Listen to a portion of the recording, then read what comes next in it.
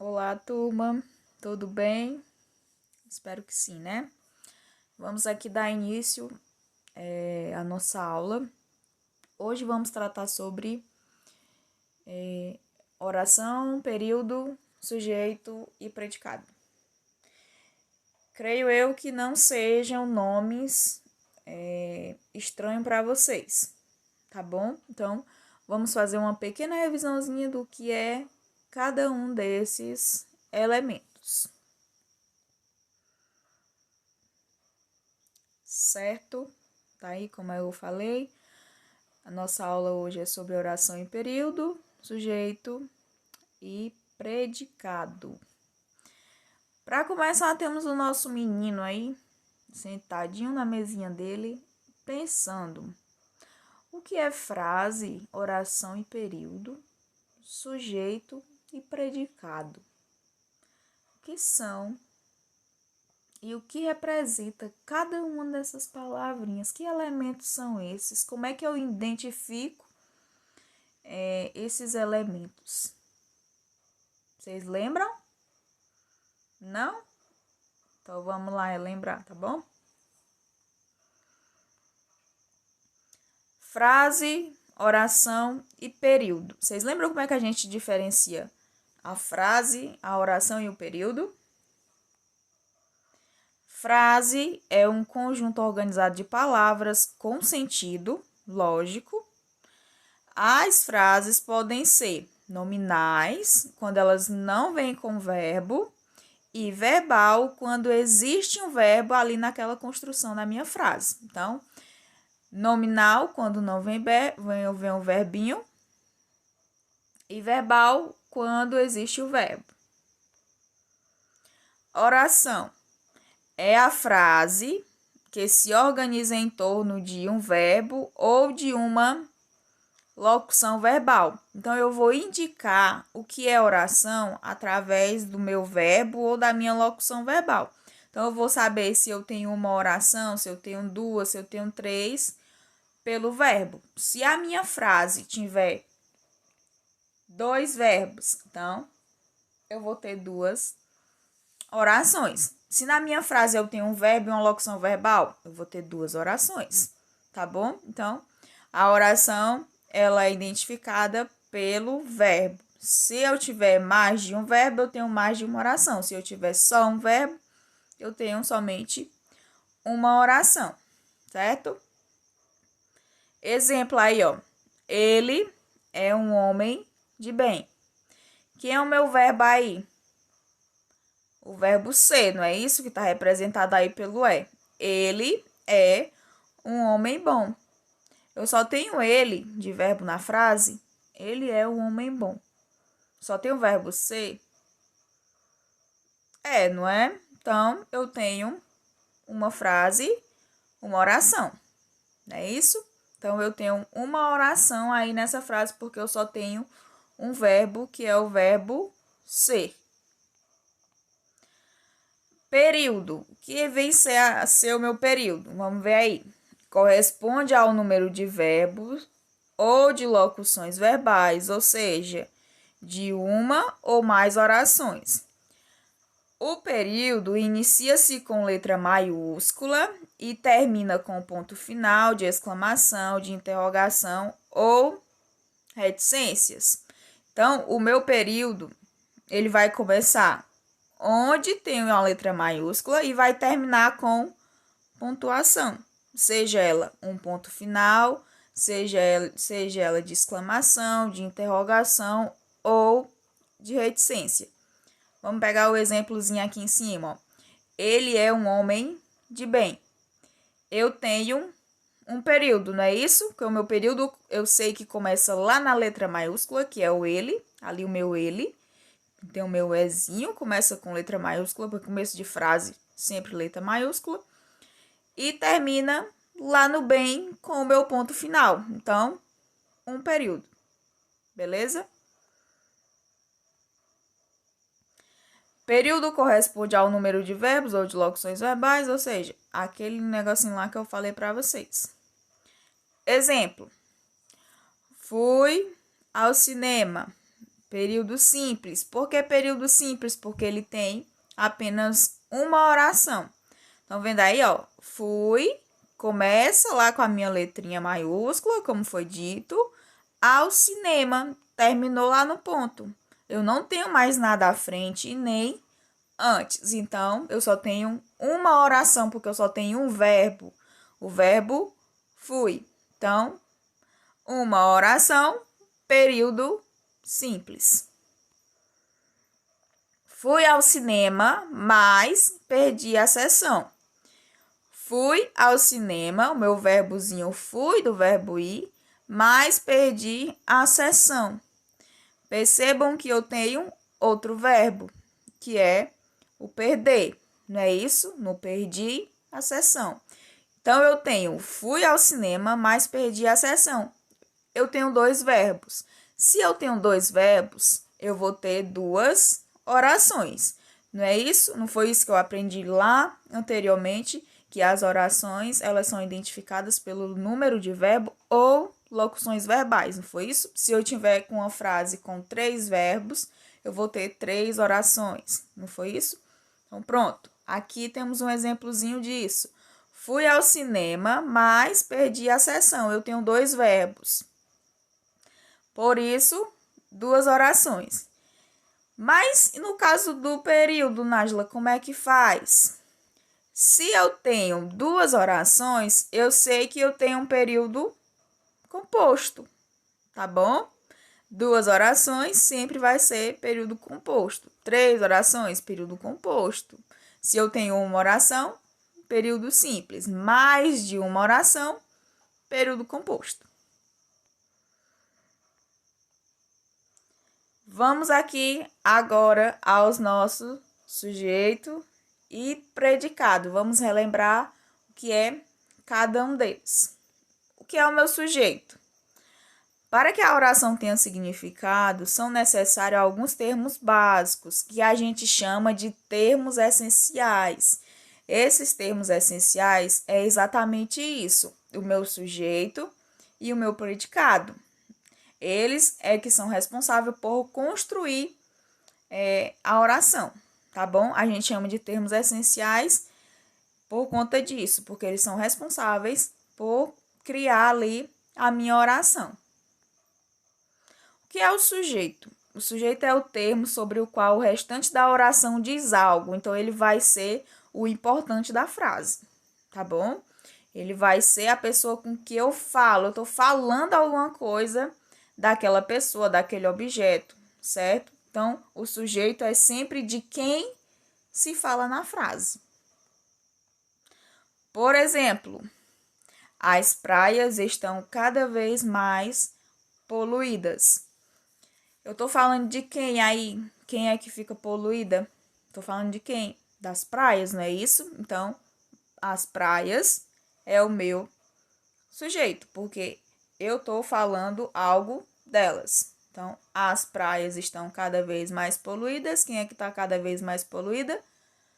As praias. Então, praias é o meu sujeito. Predicado. O que é que vem a ser o predicado? O meu predicado é o termo que contém o verbo e informa algo sobre o sujeito. Então, o predicado sempre vai vir o verbo. Sempre vai vir um verbo, tá bom? E o meu predicado é responsável por informar, por dar alguma informação sobre o sujeito. Exemplo. Vamos pegar o mesmo exemplozinho lá da outra vez, do sujeito. As praias estão cada vez mais poluídas. Lá sabíamos que o meu sujeito era as praias. Agora, como é que eu identifico o meu predicado? O que é que eu estou falando sobre as praias aqui? Que elas estão cada vez mais poluídas. Então, estão cada vez mais poluídas é o meu predicado, que é o que está se referindo às praias, a informação que eu estou dando sobre as praias. Tipos de sujeito. O tipo de sujeito a gente tem 4, mas aqui a gente só vai ver 3, tá bom? Vamos ver só os 3 primeiros. Sujeito simples. Vocês lembram o que é o sujeito simples? Quando é que eu tenho um sujeito simples?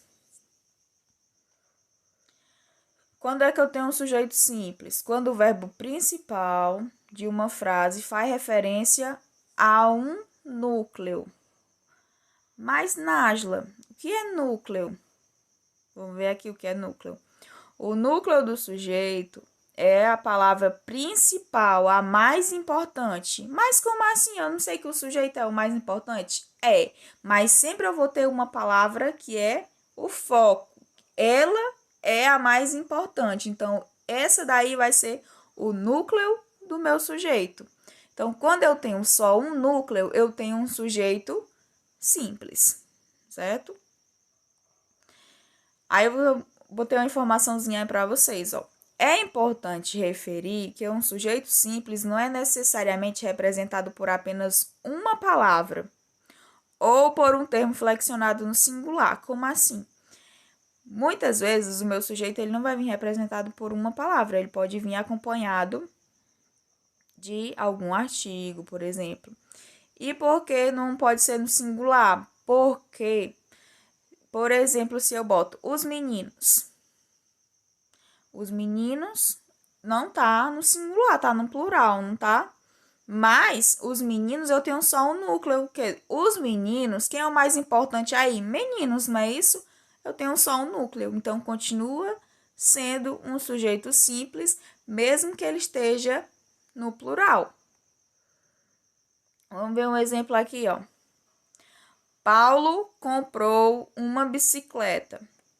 Quem é o meu sujeito? Paulo, não é isso? Paulo comprou uma bicicleta. Quem foi que comprou uma bicicleta? O Paulo. Então, o Paulo é o meu sujeito. Os meninos estão brincando no quintal. Aí o meu exemplozinho que eu dei, ó. Os meninos estão brincando no quintal. Quem está brincando no quintal? Os meninos. Como eu tenho duas palavras aqui, eu vou ter que ver quem é a mais importante. É os ou é os meninos? É os ou meninos? Meninos, não é isso? Então, o núcleo do meu sujeito vai ser meninos.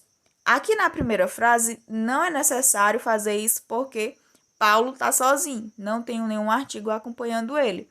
Então, Paulo já é o meu sujeito e o núcleo, porque ele está só. Já no caso, os meninos, eu tenho duas palavrinhas, que é os, que é o meu artigo, e meninos, que é o meu substantivo. Beleza? Então, o meu sujeito é formado por duas palavras. Só que dessas duas palavras, uma vai ser mais importante, que no caso aqui é o meu meninos. Então, eu tenho um núcleo, então, necessariamente, o meu sujeito ele vai ser sujeito simples. Sujeito composto. Quando o verbo principal de uma frase faz referência a dois ou mais núcleos do sujeito. Temos, então, um sujeito composto. O sujeito simples ele vai se referir apenas a um núcleo. Já no sujeito composto, ele vai se referir a dois ou mais núcleos, a duas ou mais pessoas, a dois ou mais objetos, certo? Exemplo aqui de sujeito composto. Primeiro, Camila e Lorena fizeram os doces da festa. Quem fez os doces da festa? A Camila e a Lorena. Foi isso? Então, Camila e Lorena são os meus substantivos. Camila e Lorena é o meu sujeito, não é isso? Mas quando eu tenho Camila e Lorena, eu tenho 3 palavras, não é? Então, eu vou ter 3 palavrinhas, o Camila e Lorena. Aí eu vou ter que ver quem é o meu núcleo. Quem são os mais importantes aí? Camila, o I ou a Lorena? Camila, Lorena, não é isso? Então, eu tenho 2 núcleos. Se eu tenho 2 núcleos, eu tenho um sujeito composto. A professora e os alunos ensaiaram para a festa da escola. Quem é o meu sujeito aí? A professora e os alunos, não é isso? Então, a professora e os alunos é o meu sujeito. Vamos ver aqui quem é o núcleo. Quem são as palavras mais importantes desse meu sujeito? A professora e os alunos. Professora e alunos, não é isso? Que é o que o meu predicado está se referindo, que ela está se referindo a professora e alunos. Então, eu tenho dois núcleos, professora e alunos. Por isso, eu tenho um sujeito composto. Por último, e não menos importante, o meu sujeito oculto ou um sujeito desinencial. Eu posso chamar ele dessas duas formas. Eu prefiro chamar desinencial, mas vocês escolhem. Ele é um sujeito oculto ou ele é um sujeito desinencial. Por que ele é um sujeito oculto ou desinencial? Também designado de sujeito elíptico, ou sujeito implícito, ou sujeito subentendido. Tem todos esses nomes. Porém, volto a repetir, eu prefiro chamar de desinencial, mas vocês escolhem. O sujeito oculto ou desinencial é aquele que não aparece na frase de forma explícita, ou seja, ele não tá aí na frase, mas ao ler ela, eu sei que tem alguém aí, que eu tô falando de alguém. Ele não tá aí na frase, mas eu sei que ele tá falando de alguém.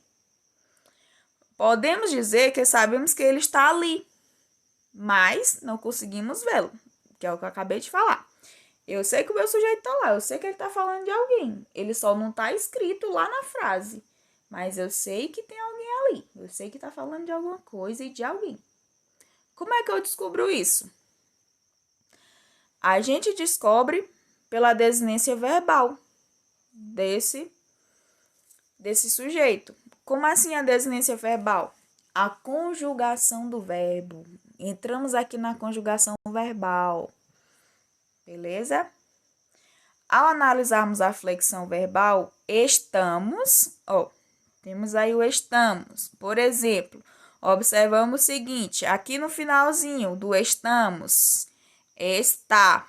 E o mos, tá vendo? O meu mos lá no final, desinência de número indicada, que é a primeira pessoa do plural, que é no caso nós. Nós estamos. Nós estamos dormindo, nós estamos brincando. Então, como é que eu sei? Pelo final do meu verbo, que é o verbo estar aí conjugado, tá vendo? Então, pelo finalzinho lá do meu verbo, eu sei quem é a pessoa que eu estou me referindo.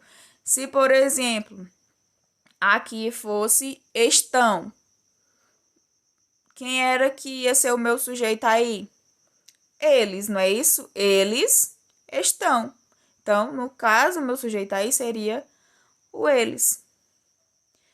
Se tivesse, por exemplo, o estás, quem seria o meu sujeito pelo estás? Tu, não é isso? Isso mesmo, tu estás. Então, conseguimos identificar o sujeito desinencial pela conjugação, certo? Exemplo aí, ó. Estamos muito orgulhosos de você. Quem está orgulhoso? Nós, não é isso? Nós estamos muito orgulhosos de você. Porque eu sei que é o nós, por conta do meu mos, ali no finalzinho. Primeira pessoa do plural. Nós. Deixei minha chave em casa. Quem foi que deixou a chave em casa? Eu. Não foi isso? Eu deixei minha chave em casa. Então, o sujeito aí, eu. Ele não tá aí na frase, mas eu sei que é ele por conta de quê? Por conta do verbo, por conta da conjugação verbal. Deixei minha chave em casa. Então, eu deixei minha chave em casa. Então, o sujeito indeterminado, eu. Então, gente, a nossa aula foi isso. Espero que vocês tenham conseguido recordar direitinho, compreender a aula. E, por favor, atenção ao prazo de envio das atividades para não enviar a atividade fora do prazo, tá bom? Por hoje é só e até a próxima aula.